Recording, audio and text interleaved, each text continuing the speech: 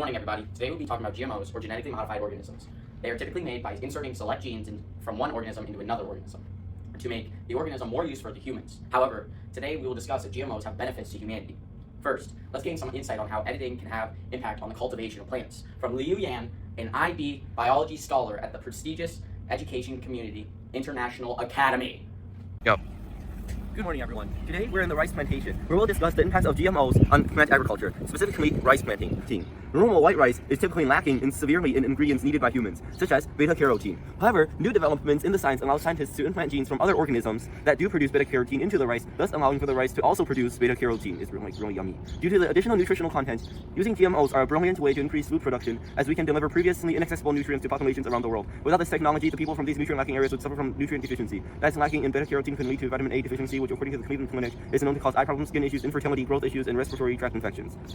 GMOs were able to solve this problem with no further labor needed. Some of the major concerns is that replanting DNA from other organisms could cause allergic reactions. This could be a major issue, as some allergy reactions could be severe, and consumers might not be aware of which foods might contain which allergens. However, according to the Food and Drug Administration, researchers who develop GMO foods run tests to ensure that allergens aren't transferred from one food to the other. Research suggests that GMO foods are no likelier to trigger allergies than their non-GMO counterparts. One might also argue that the introduction of this rice could have ecological impacts. However, according to the Golden Rice Project, the gene editing used in golden rice only adds beta-carotene to the rice, which should have no effects on the other factors of rice, such as reproduction rate, growth rate, or hardiness. Thus, it should have growing properties identical to that of normal rice, which has been bred and grown for thousands of years. Because of this, the rice is unlikely to have large ecological impacts and is further unlikely to become an invasive species. We will investigate the impacts of bioengineered salmon, the first genetically modified animal to receive FDA approval to be sold to consumers in the United States. This salmon is an incredibly brilliant way to use science to improve the world in which we live. The genetically modified salmon can grow 2 times as fast, require 25% less food, and it poses no threat to the environment. Advantage, the developer of this technology, states that all fish produced are female and are almost certainly infertile. Furthermore, the fish is currently farmed in landlocked locations with no salmon noise, thus they will be able to cause minimal ecological harm, even if released. However, another issue is whether raising this genetically modified animal is ethical. According to Freethink in their 2020 video, How GMO Salmon is Changing Our Food System, Future of Food, these fish are raised in carefully controlled tanks, where a comfortable temperature, water salinity, as well as cleanliness are well maintained, to allow fish to achieve maximum growth, as well as to avoid diseases in the fish population. The water is also completely circulated, with layers of redundancy throughout the filtration and dumping processes. This ensures the water's cleanliness, as well as that no fish can escape the facility into the wild. When compared to fish farms that are currently operational, these GMO fish are relatively more ethical, as fish farms frequently encounter escapes of selectively bred fish, which poses ecological hazards. But the fish raised in the farms are also in tight conditions, with little room to swim freely. Furthermore, the disease is common throughout these farms, as the large populations in close proximity spread diseases at an alarming rate, thus causing more suffering for the fish.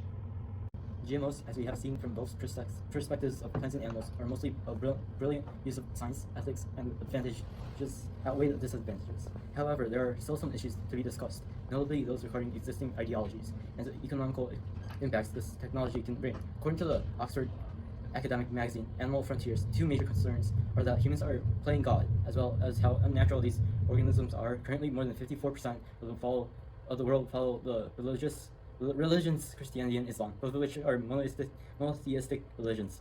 This large majority of those who are devoted to God and the theory of creation could lead to issues, as they would have to believe that humans genetically editing organisms would be essentially humans editing the work of God and would be severely frowned upon.